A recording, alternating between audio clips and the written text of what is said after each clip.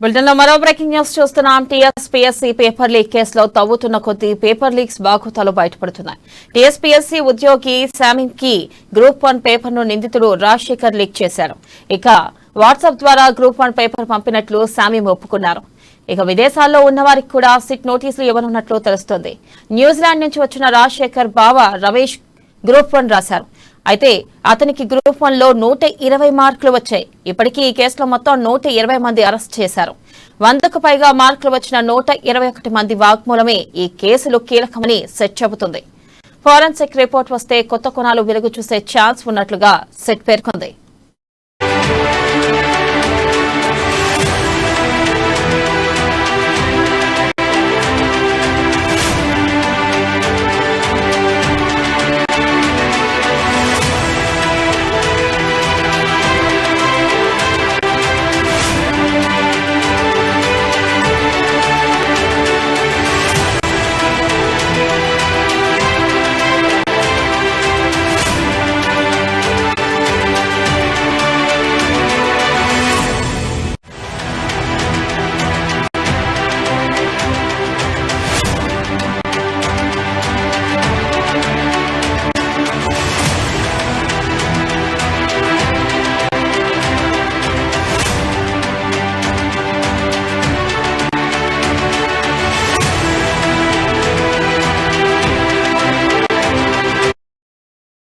Bulletin లో మరో breaking news చూస్తున్నాం. టీఎస్పీఎస్సీ పేపర్ లీక్ కేసులో తవ్వుతున్న కొద్దీ పేపర్ లీక్స్ బాగోతాలు బయటపడుతున్నాయి. టీఎస్పీఎస్సీ ఉద్యోగి శామిమ్ కి గ్రూప్ 1 పేపర్ ను నిందితుడు రాజశేఖర్ లీక్ చేశాడు. వాట్సాప్ ద్వారా గ్రూప్ 1 పేపర్ పంపినట్లు శామిమ్ ఒప్పుకున్నారు. ఇక విదేశాల్లో ఉన్న వారికి కూడా సిట్ నోటీసులు ఇవ్వనున్నట్లుగా తెలుస్తోంది. న్యూజిలాండ్ నుంచి వచ్చిన రాజశేఖర్ బావ రమేష్ గ్రూప్ 1 రాశారు. అతనికి గ్రూప్ 1 లో 120 మార్కులు వచ్చాయి. ఇప్పటికీ ఈ కేసులో మొత్తం 120 మంది అరెస్ట్ చేశారు. ఇక 100కు పైగా మార్కులు వచ్చిన 121 మంది వాంగ్మూలమే ఈ కేసులో కీలకమని సెట్ చెబుతుంది. ఇక ఫోరెన్సిక్ రిపోర్ట్ వస్తే కొత్త కోణాలు వెలికి చూసే ఛాన్స్ ఉన్నట్లుగా సెట్ పేర్కొంది.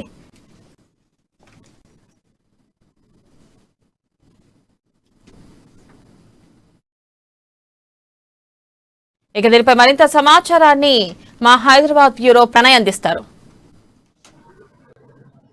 థ్యాంక్ యూ వెన్నెల.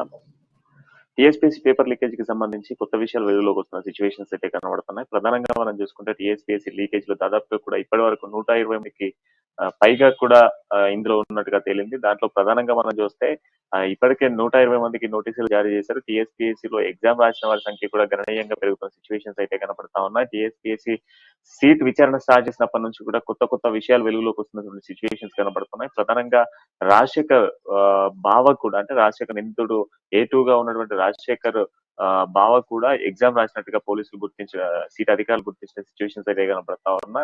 ఆయన న్యూజిలాండ్ లో ఉంటూ కూడా ఇక్కడ ఎగ్జామ్ రాసినట్టుగా కూడా సీట్ అధికారులు పేర్కొన్న సిచ్యువేషన్స్ అయితే కనబడుతున్నా. అతనికి కూడా నోటీసులు ఇవ్వాలని సీట్ ఆలోచించినట్టుగా తెలుస్తోంది.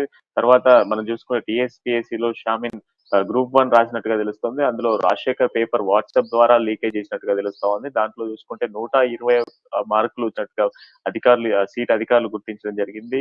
ఈ పేపర్ వాట్సాప్ ద్వారానే షేర్ అయిందంటే కూడా చెప్తున్న సిచ్యువేషన్స్ కనబడుతున్నాయి. 150 మార్కులకు పైగా 50 మార్కులు కాదు 120 మార్కులు రావడంతో కొంత సీట్ అధికారులకు అనుమానాలు వ్యక్తం అవుతున్నాయి. రాజశేఖర్ 120 మార్కులు వచ్చినటువంటి చాలా మందిని కూడా అదుపులోకి తీసుకున్న సిచ్యువేషన్స్ కనబడతా ఉన్నాయి. ఇందులో ప్రధానంగా చూస్తే రాజశేఖర్ అనేటువంటి వ్యక్తి వాట్సాప్ ద్వారా పేపర్ లీక్ చేసినట్టుగా స్పష్టంగా తెలుస్తోంది. గ్రూప్ 1 ఎగ్జామ్ కి సంబంధించి షామిన్ అనేటువంటి వ్యక్తికి 123 మార్కులు రావడము, అదేవిధంగా ఇప్పుడు మనం చూసుకుంటే రాజశేఖర్ బావ న్యూజిలాండ్ లో ఉండేటువంటి వ్యక్తికి దాదాపుగా కూడా 120 మార్కులు రావడం, ఇదంతా కూడా అనుమానంగా మారుతుంది అనేది సీట్ అధికారులు చెప్తా ఉన్నారు. ఇప్పటికీ ఈ కేసులో మొత్తం 120 మందికి పైగా కూడా అరెస్ట్ చేసినట్టుగా సీట్ అధికారులు చెప్తా ఉన్నారు. మరికొందరికి కూడా నోటీసులు జారీ చేసిన సిచ్యువేషన్ కనబడతా ఉన్నాయి.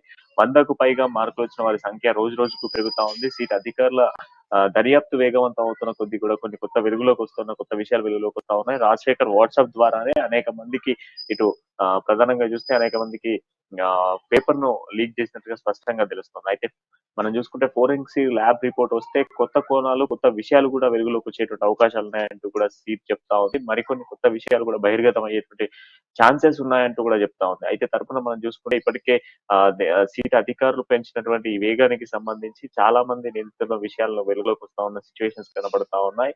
రాజశేఖర్ దీంట్లో ప్రధానంగా చూస్తే రాజశేఖర్ హస్తం పెద్ద ఎత్తున కూడా కనబడతా ఉంది. రాజశేఖర్ ఈ లీకేజ్ కి సంబంధించినటువంటి విషయంలో వాట్సాప్ ద్వారా పేపర్ లీక్ అయింది. పేపర్ లీక్ లో చూసుకుంటే ఇందులో చాలా మందికి కూడా వాట్సాప్ ద్వారా షేర్ చేసినట్టుగా సీట్ అధికారులు వాట్సాప్ చాట్ ను రికవర్ చేయడం జరిగింది. అయితే ఈ వాట్సాప్ చాట్ ద్వారా అనేక విషయాలు కూడా వెలుగులోకి వస్తా ఉన్నాయి. అయితే రాజశేఖర్ యొక్క మిత్రులు కావచ్చు, ఇటు బంధువులు కావచ్చు, అదే విధంగా కొందరు సన్నిహితులు కూడా ఎగ్జామ్ రాసినట్టుగా చెప్తా ఉన్నారు. మొత్తం దీంట్లో 120 పైగా కూడా నిందితులను పరిగణనలోకి తీసుకున్న సిచ్యువేషన్స్ అయితే కనబడతా ఉన్నాయి.